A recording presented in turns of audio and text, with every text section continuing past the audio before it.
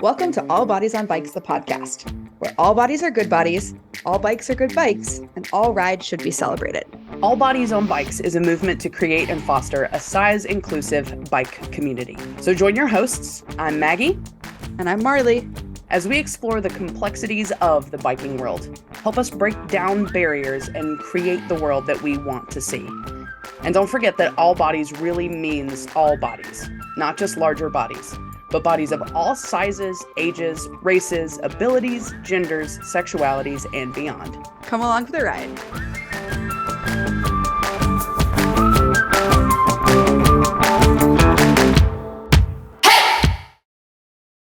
Hey, Maggie. Hey, Marley, how's it going? I am really good. How are you? I'm doing good. It feels like we finally turned a corner, at least in Arkansas, towards spring weather, even though it did snow 2 inches yesterday. But we've had like consistently many days above 50 degrees. And I'm like, there's a light. Nice. How are things in Charlotte? Warm, but we've been having the rain is what we've been having. So all the greenways are just mud puddles at this point. Have you been able to commute through the rain? I know bike commuting has been like one of your goals this year. Yeah. So I have done it a couple times. I had somebody at work actually ask me about that the other day. And I was like, well, I've got my rain pants and I wear a raincoat and then I've got my clever hood. And they were like, I need pictures of this because you sound like you're just got your cape flapping in the wind and I need pictures. I might also need pictures. I was going to ask, have you been wearing your clever hood? Oh, heck yeah. Yeah. Clever Hoods is a longtime sponsor of the show. We super appreciate them. We do love them. Well, I'm stoked for today's guest. Yes. They are doing incredible work with some youth programming, which we don't talk about much on here. You know, All Bodies on Bikes. I think somebody asked me about this the other day. Our target audience tends to be adults, but there's no reason why we don't include youth. But yeah, I'm really excited for this conversation. It's going to be awesome. Do you want to go ahead and introduce her? Let's do that. We're going to be talking with Denise Aquino today. Denise brings 10 plus years of nonprofit experience in sport-based youth development, with 3 years as a collegiate rowing coach and 3 years as a middle school rowing coach. All of her work is grounded in socio-economic accessibility and racial equity, eliminating financial barriers to the transformative power of sport, which we are very familiar with. Yes. Her 2022 work was featured in the Boston Globe, Sport Gazette UK, World Rowing, and Netherlands Rowing with an acronym.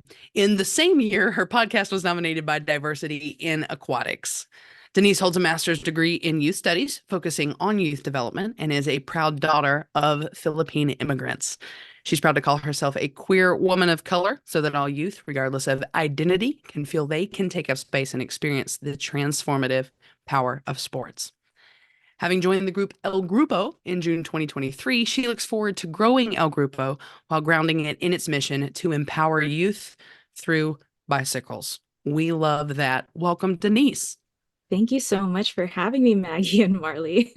I have so many questions about rowing. Oh my gosh. Yeah, but that's not the point of today's show. We can talk about that later. Another time. Yeah. Yeah, we're here to talk about El Grupo Youth Cycling. Yeah, we are. Can you tell us about El Grupo? What is the organization? What are the goals? What are some of the programs you do to help reach those goals? Yeah, well, I'm always happy to talk about El Grupo, which is based in Tucson, Arizona. And by the way, just preface everything that I say about Tucson, Arizona, that I've only lived here 8 months and I've only been at the job for 8 months. So I will do my best to encompass everything. But El Grupo has been around for a long time. It's been around for almost 19 years, and it exists to empower youth through cycling. Currently, we have over 7 programs that reach over 250 youth per year. After school, we reach 150 youth, but our summer bike camps do have a pretty strong outreach as well. And I didn't know there could be so many programs just for biking. Right. Yeah. I was looking through your website and it's really cool. You know, you have like the leadership development program and you've got the summer camps and you've got all sorts of things going on. So it sounds really, really cool. So you mentioned, the goals are to empower youth through cycling. And you mentioned you've only been there for 8 months. That's awesome. I also recently moved to a new place. And so kudos to you. Moving is really hard. It's And I so Yes. don't think we hard. talk about that enough. Mm-mm, Yeah. mm-mm. It's so hard. It's so hard, so hard. And so, obviously you weren't the founder of El Grupo. You're currently the executive Mhm. director. But what inspired the creation of El Grupo Youth Cycling?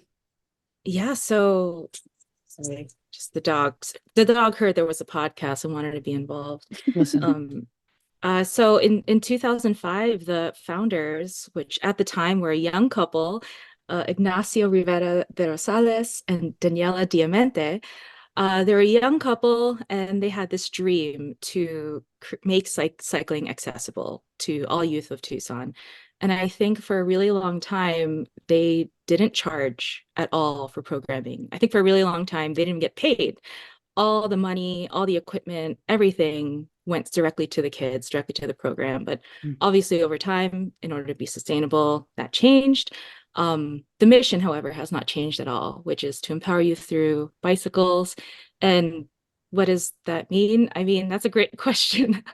I think we use the bicycle as the vehicle, both literally and figuratively, to teach kids about self-trust. When you get on the bike, they're navigating on the same roads as angry drivers or friendly drivers. And to teach a 7-year-old how to do that is pretty incredible. I mean, I am not taking any credit for it at all because, like I said, like new to Tucson, new to cycling, new to all of this, but our coaches do such an amazing job just making sure that our kids both care about the community, care about the people that they're riding with, and care about their own agency on the bike. And how has the organization evolved since then? I mean, they went from serving 30 kids to now serving over 250 kids, and That's with incredible.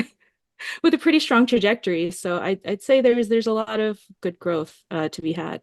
Yeah. I have a quick follow-up on that. That's not on our Yeah. list of questions. Oh, But lovely. how do you guys get connected to the youth that are in the programs? Is it school Mm. specific or do the youth Mm. seek this out? Ooh, a mix of both. So for some of our programs, it's more of a club where kids come from different schools. And then we do have two programs that are associated specifically with schools. And these schools are within like 1 or 2 miles of the clubhouse. And we did that intentionally to make sure that, we're serving those in the area of where the clubhouse is versus bringing folks from the outside and then bringing them to the neighborhood that the El Grupo Clubhouse is in. So just making sure that socioeconomic accessibility is always there. And if kids can, for example, walk to the clubhouse, then imagine how that might empower them to, walk to the grocery store, walk to the park, Mm. walk to the splash pad, and give them that sense of independence and agency at such a young age. Very That's cool. fantastic. Um, 20 years of growth, 8 months of growth for you. What are some like standout success stories or like big experiences that y'all have experienced? Yeah, I mean, there's such a big spectrum. I mean, I can talk about our race team where we had last summer we had two boys race at Tour. Oh, I'm not gonna get the name right. Oh, this is gonna be embarrassing. Is it That's okay. Labidby? It's something in Canada. A, It's a race in Canada. There we go. they Oh, did it. that one. Okay. Yeah, yeah. They made it to Canada. That one. So two of our uh young high school boys made it out Yeah. there. And it's one of those races where you get tapped on the shoulder and invited to go. You don't apply. You Fancy. just very, very fancy. So there's outstanding stories like that too. For example, our bike packing team, they were gonna go on a 2-day multi whatever bike packing trip, and they didn't want one of their newer, less experienced teammates to feel excluded. So they're like, no, no, no, we're not going to do that 2-day thing. We're going to make it an overnight trip. And they told their coach, they're like, Okay. no, she's not going to get left behind. Heck We're going to yes. do this instead. And the fact that, teenagers Mm-hmm. were like, no, no, no, we're not leaving you behind. To me, I'm like, that's a success story. There's no Absolutely. medals for that, but that to me is a success story. And oh my gosh, I could go on and on. How much time do we have? I'll do one more. I'll do one more. So Please. there's yesterday, one of our boys from race team, he's 14 years old, just, put that for scale. A 14-year-old boy, he fixed up some bikes that, there's just the bikes always need fixing up. And he was like, oh, well, instead of selling this, I'm going to give this to one of our bike club programs, and this program, access to bikes is what, $1,000, $2,000 if you're buying a brand new bike. Yeah. And instead of selling this on eBay, which I don't know how many high school boys would think to do that, or adults rather, but he was like, no, no, no, I'm gonna gift these. And not only that, but one of the boys in that program, junior, he was able to ride without training wheels for the first time because he finally had a bike that was Heck his yes. size. So our kids are amazing. Yeah. That's They're huge. so amazing. I feel It's like, fantastic. and I don't have children. I get to interact with a lot of kids, but kids are really incredible. And I think that we often don't give them the credit for both like altruism and teamwork and inclusion. And I like to think back to when I was a teen, and those were things that I valued. And so I don't know why we don't think that kids are capable of it, but I think Oh, it's just yeah. because we hear so many awful stories about how they're all on Snapchat or TikTok and blah, blah, blah. But it's like, no, both of those things can be true. They can Mhm. be really into TikTok dances and really good friends to the fellow people on their bike packing team or whatnot. So, Yeah. Oh, yeah. yeah, TikTok is, yeah, you're right. both can exist at the same time. Well, Mhm. kind of on that same note, I haven't been a kid in a long time. I'm almost 40, but can you talk about some of like the unique challenges that young cyclists face? And how does El Grupo help address those challenges? That's a great question. When you initially brought this up, I was thinking like, well, challenges kids face are no different than what challenges us adults face. Like, I too need some encouragement before riding down that very steep hill or, moving across the country or whatever it is. So at first I was thinking that, but specific to El Grupo, we really, really, really are passionate about making sure that the sport of cycling is accessible. So, for example, yesterday I was on the phone with, actually, let me start that over. A while back, I was on the phone with a family who apologized while asking for financial assistance. And I said, whoa, whoa, whoa, please don't apologize. Please don't apologize for asking for help. I mean, growing up, my mom had to ask for help. And I think a lot of us have similar situations where, you know, we need a little assistance every now and then. And the amazing part, I guess, the second best part of my job, only second to riding with the kids, the second best part of my job is telling folks, no, we have scholarships, we have funds specifically available just so that everyone of any socioeconomic background can bike. And all kids have to show up with is clothes, a heartbeat. You don't even have to have a full belly. We have food, we have snacks, we have helmets of all different sizes, bikes of all different sizes, because those kids grow, unlike I haven't grown in a while. So all those kids keeping on growing, we have the safety equipment available. And one of our founders calls it a shorts and t-shirt program, which, like I said, you just show up and we'll take care of the rest. So I don't even remember what your question was. Just some of the challenges that youth face. But I love Oh, that like you guys are truly removing barriers oh to yeah. getting kids on bikes. Like they just got to show up. Yeah. Yeah. And I didn't even mention the bilingual aspect. I mean, it's called a grupo, right? So we do have coaches who speak both in Spanish and English because we want to make sure it's inclusive to everyone. So Mm. all the challenges, that's we try to eliminate them to the best of our ability. Very cool. Sounds like you're pretty able in that field. So doing a great Well, job. I'm trying. The rowing world has a lot of skills to translate in terms of elitist sports, exclusive sports, uh, upper class sports. So it's a new sport to navigate, but ultimately we're just trying to open doors, right? Yeah. Yeah, Yeah. man. I forgot English. It's back. It sounds like the most of the like work to create community and teamwork is just happening from the young people up. But Mhm. amongst the leaders, what are some of the main ways y'all work to kind of foster community and teamness? Oh my gosh. Oh, from the top, how do we? Well, let's be clear, the kids are at the top. Right. That's It's yeah. I'm not running the show. The kids are really no, I mean it. Yeah. I listen to them all the time. Actually, we had a glove design contest. Because Okay. apparently you need cycling gloves. I was like, I thought hands were good enough, but you need cycling gloves to Yeah. cycle. And I don't know. I still use my winter gloves because it works just fine. There But you go. anyway, so we had a cycling glove contest, and instead of me, sitting in my closet like I am right now, designing some glove for kids, I was like, no, no, no, no, no. You all tell me what you want, and you all vote on it. Yep.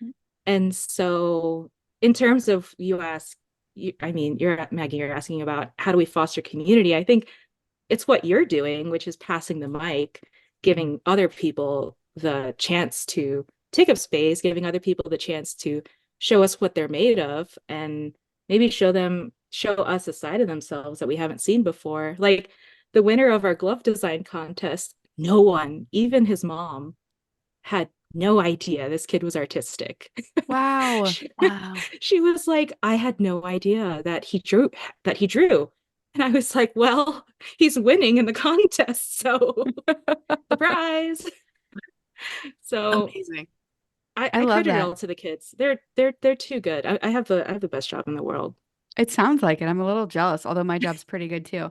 Yeah, I think you do raise a really good point though. Through all of this, something that's coming clear to me is that like bikes are just one of the tools for this community building. It's more about empowerment and leadership and skill building among the youth. And the bicycle is like the way that you're getting to that means, I guess. Um, Mm-hmm. yeah. Well, so I was creeping on your website like a good podcast researcher. And it looks like, you guys do all kinds of riding and you've already mentioned it. You've got like a race team. Looks like you guys do mountain biking, some touring, Mm-hmm. bike packing. Is there any genre that's like more popular amongst the youth, Mm. or how do you like decide what type of riding for what program? Ooh, well, I definitely don't decide. Like Miss Rowing World over here, I do not tell.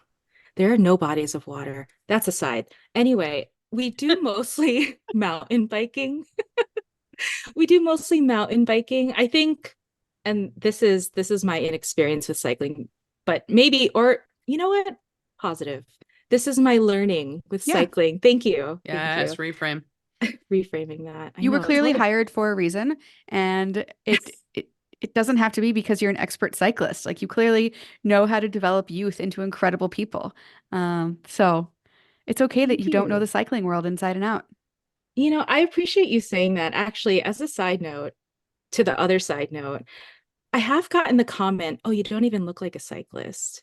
And I'm Oh, just like, oh, I'm sorry that me being on a bike doesn't make me look like a cyclist. yeah. So I think that's just like the back of my head insecurity whenever I Mm. whenever I explain something when I don't really have a lot of years of knowledge with it. But I mean, I look at our inventory and I'm like, well, we have more mountain bikes. So I can tell you that by default, we do use more mountain bikes. And because the tires are fatter, it's more accessible to the little kids. Like our youngest kid is 7.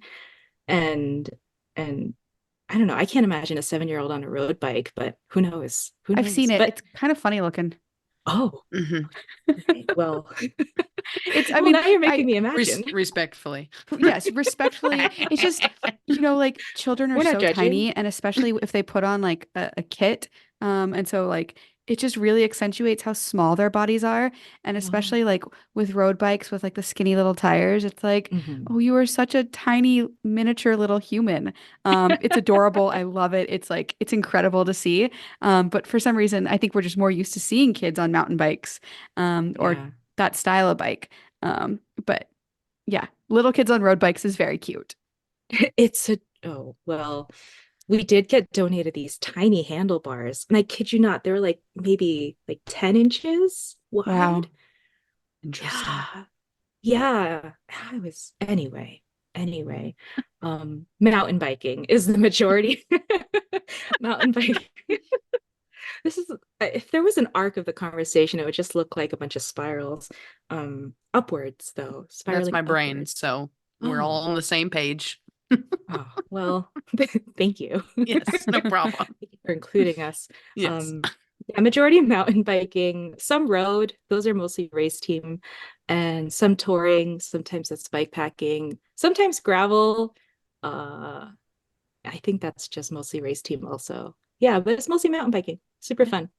that makes sense. Yeah. And I mean, the lovely thing about a mountain bike is like you can ride it on the road, whereas like a road bike, you're definitely more limited to the terrain that you can ride it on. Hmm.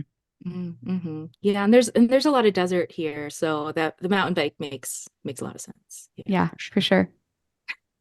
sure. What are the like main ages that you're working with? 7 through 17. 7 through 17. That is Yeah, quite the they're all cute. span.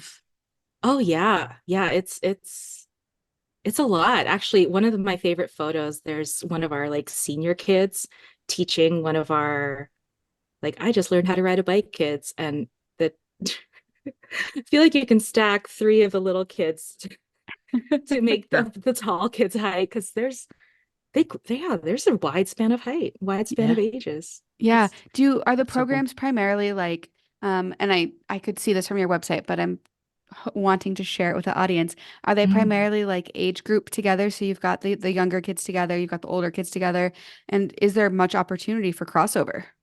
Ooh, great question. There is opportunity for crossover. We do have quote unquote tryouts where it's more or less they're trying out the program versus we're sussing them out. Although we do want to teach them to rise to the challenge, obviously. But in terms of different age and skill levels, I think we keep them more towards their skill levels. So you might have, for example, a really skilled and mature 9-year-old riding with a 14-year-old. But it all depends on skill level. I mean, for example, I'm a mid 30 something year old woman, and I am in group B of Grupito, which there's three groups. So I will get it to group A one day and sometime maybe one day graduate out of Grupito. But until then, it's all according to skill level. The kids are really encouraging though, which is I awesome. love that. That sounds fun. And it's funny, my good friend Molly Cameron is, I don't know if she has moved there full time, Yeah. or it was just wintering there. I don't know.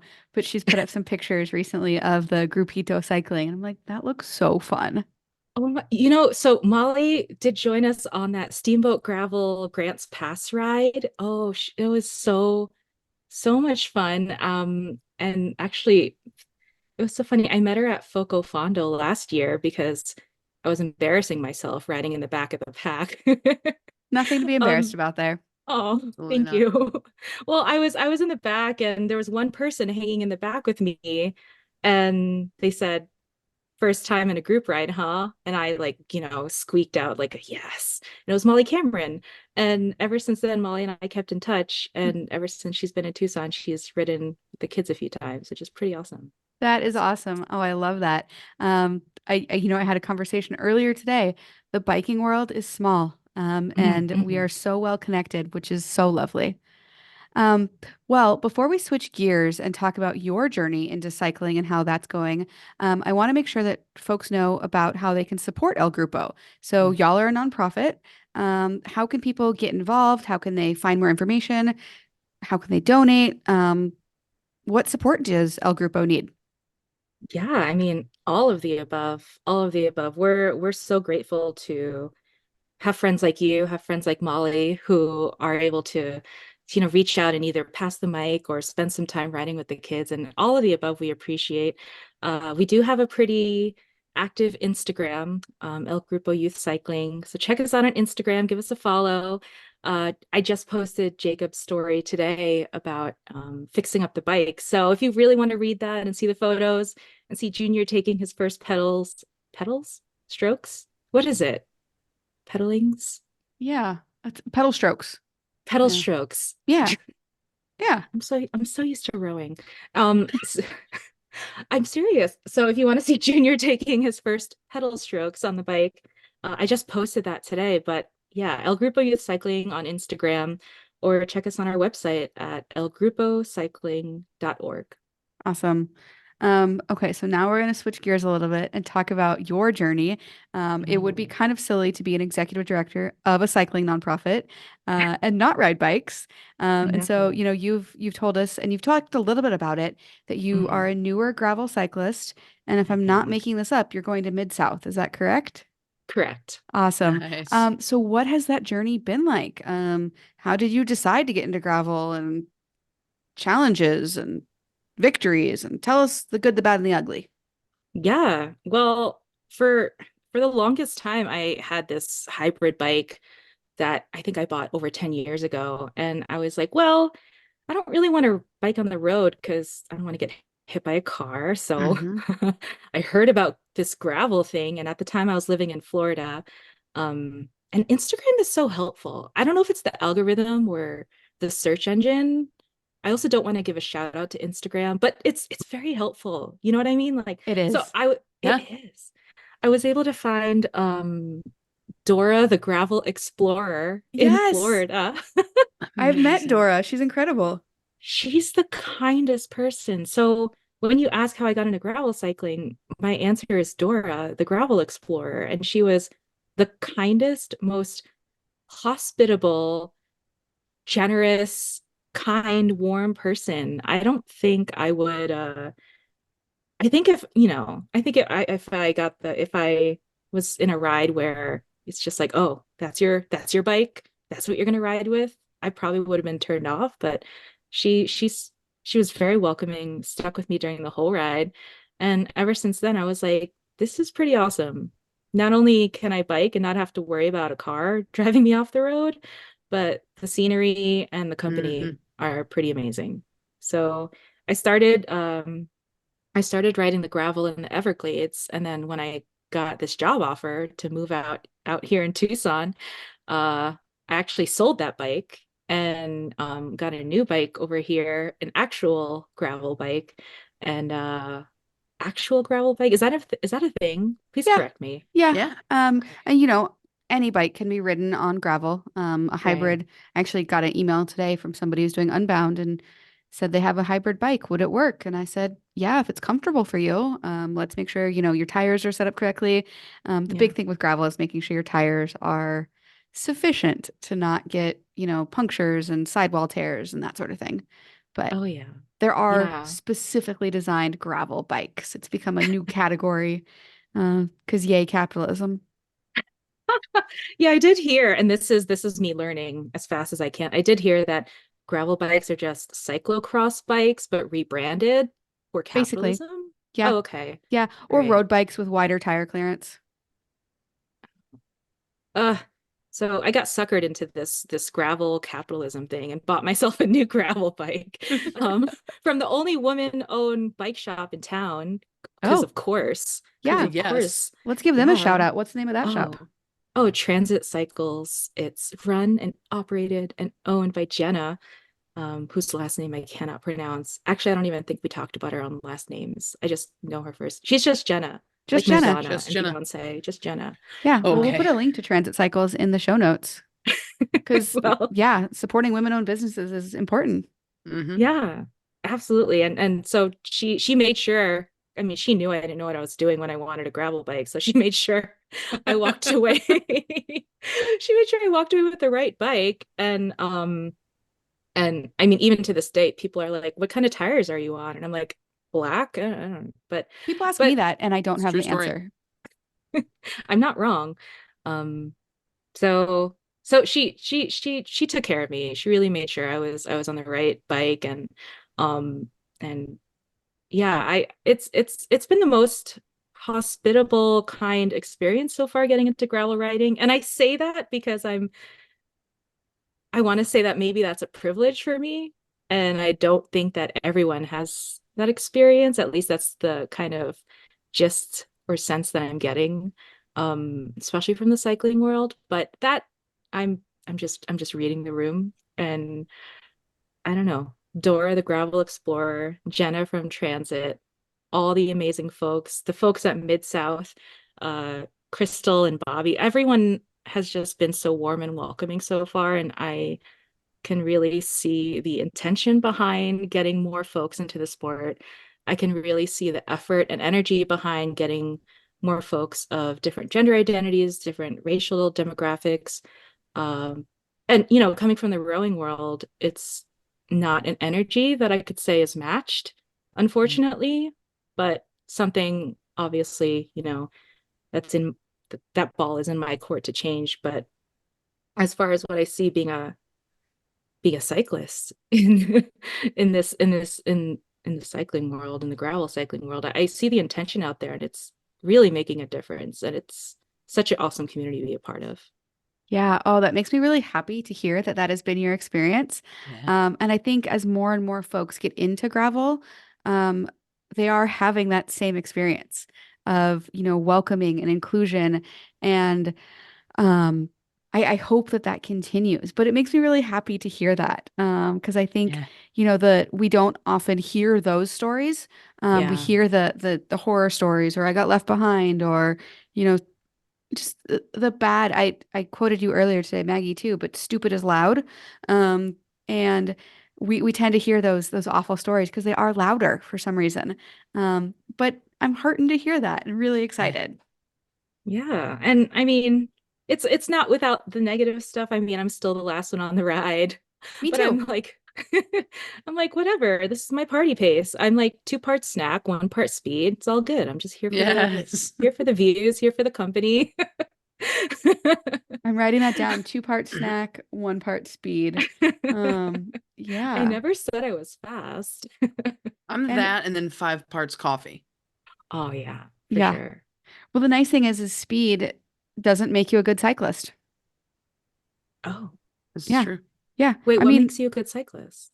I think we all get to define that for ourselves. Is it Mm, climbing? Is it having fun? Is it, making it to work safely? I think we all get to define for ourselves what good is. mm, Um, I think it'd be hard to argue, if somebody does a 50-mile ride or a 100-mile ride and it takes them a long time. Maybe I'm talking about myself in this instance, but it'd be hard to say, oh, they're not a good cyclist just because they went slow.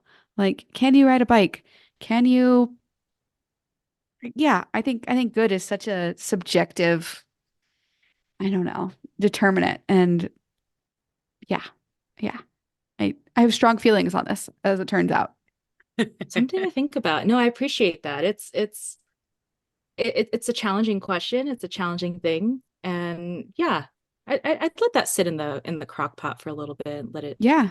Let it Yeah, cook well, and it's come hard back because, to it. I think so much of the narrative and the media that we see is fast people, who's winning the Hmm. races, who's getting the sponsorships. Hmm. But there's so much more to cycling than going Yeah. fast.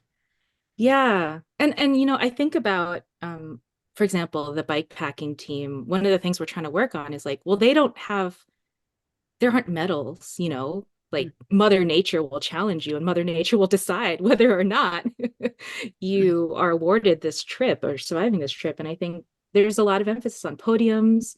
Mm-hmm. Uh, Sponsorship seems to be like the pedigree. It seems to be the currency in cycling.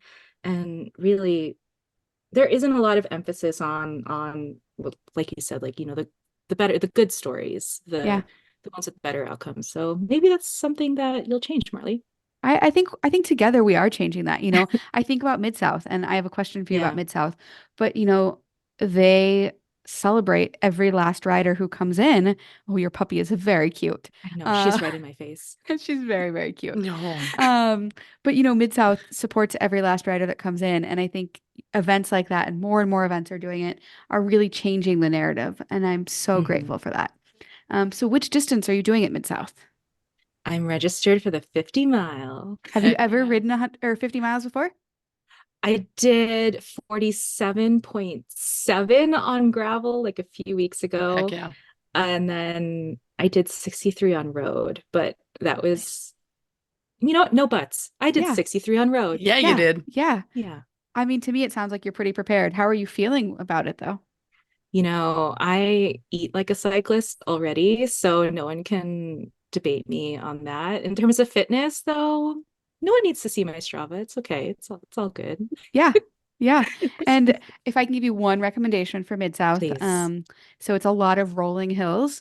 And so if you can maintain your speed going downhill, it's going to get you Mm. up that next hill so much faster, and the miles are just going to fly by. Oh, fun. So it's kind of just like keeping that momentum. Exactly. Yeah. There's if from what I remember, this was my third year doing it. And I don't know about you, but sometimes after a ride, I forget how bad the hill was. Or, going out to Steamboat Gravel, there's a hill called Mount Butter. And every year I feel like Oh, I get yeah. slapped in the face by it because I don't remember how hard it was. Um, that being said, I don't remember there being any like crazy sustained climbs at Mid-South. Oh, You'll still get couple thousand feet of elevation over those 50 miles. But nothing was insurmountable. I don't think there was anything I had to walk up last year, or the year before. So it's a very doable, course for folks of all sorts of fitness levels. well, that's encouraging. I'm definitely putting in some miles, but I'm also intimidated that everyone keeps saying 50 miles on gravel is like 100 miles on road, or I don't know that conversion rate, I don't but either. okay. Just don't think about it too much. Okay, Yeah, just done. don't think about it. I mean, it will be challenging, especially if it's muddy. If it's Mm. muddy, I'm registered for the 100, and if it's muddy, I might drop down to the 12. We'll see what happens. But it's the way I like to tell people is like prepare for all the things that you can prepare for. Like there will always be variables that are out of your control. The weather is out of your Mhm. control. The people riding around you are out of your control. But you can control your nutrition, your preparation, your tire pressure, your all of those things. And so, dial those things in, and then whatever happens, you're ready for it. Noted. Yeah. Noted. Yeah. I appreciate that. Of And course, I you would didn't ask for say, advice, and that was kind of unsolicited, so I apologize. No, I appreciate. I don't know how to ask things. I'm just so new. I just feel like I have so many things to ask, including just basic stuff. But I'm sorry, Maggie, you were gonna say something? yeah, I would say just the people that say that 50 miles on gravel is going to feel like 100 miles on road. Um, One of the things that I can get caught up in when I'm out riding is just what I'm doing. Mm. But especially on gravel, there's something different about gravel. There's just something about it. If you get into that mode where you feel like you're not moving at all, you just got to look up. Because for some reason on gravel, there's always something really cool to see to just bring you back into the Oh, moment of, well, dang, I'm having fun. well, that's good to know. I'm a little tired. This is a little hard, but I'm having fun. Yeah. And as soon as you stop having fun, eat something. Hmm. I'm dead serious. Eat something. Fair. Because, I mean, I think it's easy to forget that, like, we're doing our favorite thing in the world. Well, I don't know if biking has become your favorite thing in the world yet, but It's you're probably not far away. getting there. It's getting there. Yeah. Yes. I mean, the snacks are great. So I'm sold. I'm Yeah. sold. Yeah. Well, this has been a really fun conversation. Yes. You already mentioned my last question was how can folks find you and support you and follow along? And you already covered that, and we'll have a link to your Instagram as well if you're open to that. Um, but we always close out every show with two guests, or not with two guests. Goodness, it's been a long day. Oh With dear. yeah, with coming on now for our surprise guest. No, we have two final questions that we finish every episode with. Um, and the first one is like, what is your perfect day outside? Oh, my perfect day outside is a day where I don't have bills or health insurance is free. Hmm. Let's see. No, my perfect day outside I mean, you've seen my dog climbing on top of me because it's almost dinner time. Almost. It's not dinner time yet. Um, I mean, it's really great to bring my dog with me wherever I go. I have videos of me biking with my dog on my back. Actually, the kids don't even know I'm the Yes. executive director, which is great.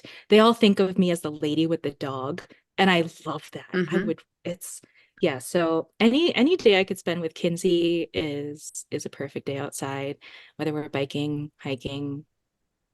She doesn't like boats, unfortunately, but I'm in the desert, so you win, Kinsey. Uh,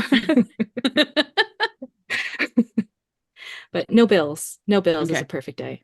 That's No real bills. talk. Yeah. I don't Mhm. think Yep. we've ever gotten that answer before. Most people Nope. just take it super literally and they're like Yeah. 75 degrees. I'm on this trail, which there's nothing wrong with that. But True. I appreciate your answer too. I try. I No try. bills, more dogs. I like that. Solid Yeah. answer. Thank you. I tried. And then our last question is, what is something that you wish more people would ask you about so that you could talk about more? Mm. I didn't know how to answer this question. And well, now I have two answers.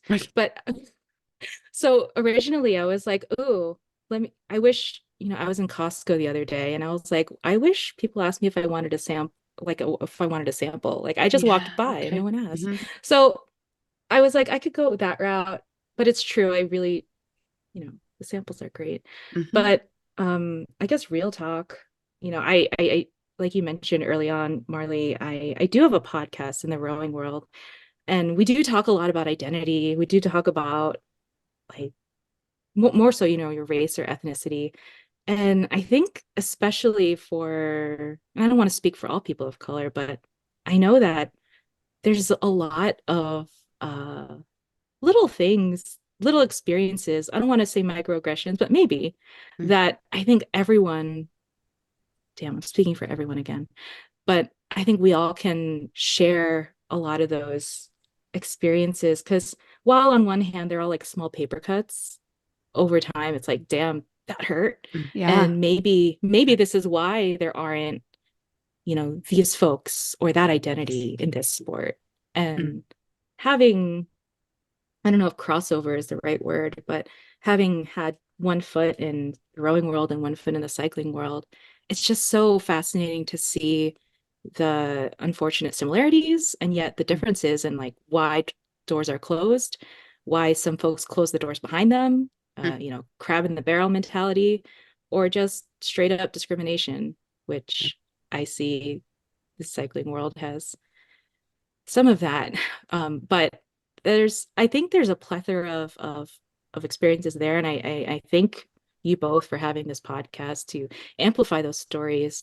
And I say this not to be like, oh, let's all hear the negative stuff and focus on the negative stuff, but no, let's look at the problems so we can solve them and so Yeah. we can make the sport more accessible, whatever sport it is. Yeah. Oh, that's a great Absolutely. answer. Hmm. What is the name of your rowing podcast? In case I bet you there's more crossover than we realize between cyclists and Mm. rowers. I lived in Seattle for 20 years, and so I knew a lot of people who rowed.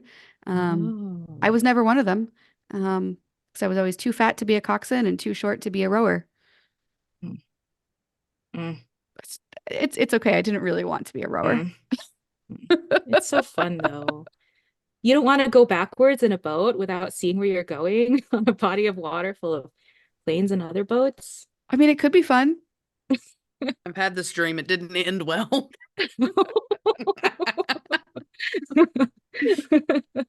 Oh gosh. Well, in any case, sorry I manifested that dream, Maggie. The podcast is called Rowing in Color, and Okay. thank you Hmm. for asking. Yeah, and we will have a link to that in the show notes as well. Absolutely. Thanks. I appreciate Denise, that. this has been a really fun conversation. Yes, it Thank has. you for telling us about El Grupo. Such a really cool organization, and sounds like y'all are doing some incredible things to empower youth through bikes in the Tucson area. So if you're in that area, look them up, donate, volunteer, give them some love because the youth are the future. Yes, they are. Yep. Yeah. And I think that's a wrap. Thank you so much.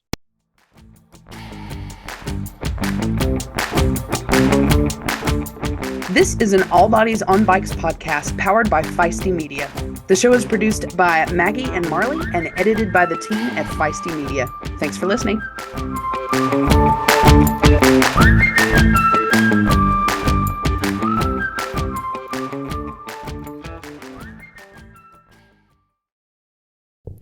Are you tired of getting caught in the rain with poorly fitting, flimsy rainwear?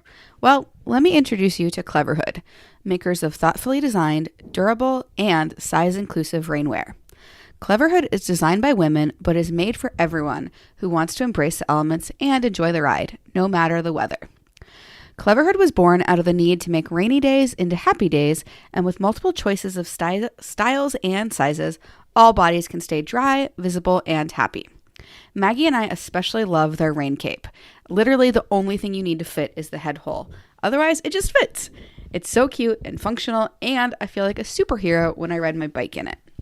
All of Cleverhood's designs have reflective elements thoughtfully integrated, including an option to customize it with the All Bodies on Bikes logo. They're also sustainable, with most of their fabrics made from recycled fibers and PFC-free DWRs. Social sustainability matters to Cleverhood too, and they only work with certified producers who follow labor and environmental standards, and they give nearly 5% of their profits back to community organizations, including All Bodies on Bikes. So whether you're commuting on a dreary morning, walking your dog in the rain, or waiting for the bus, Cleverhood is a great option. And remember, you can use the code ALLWEATHER for 15% off of your order.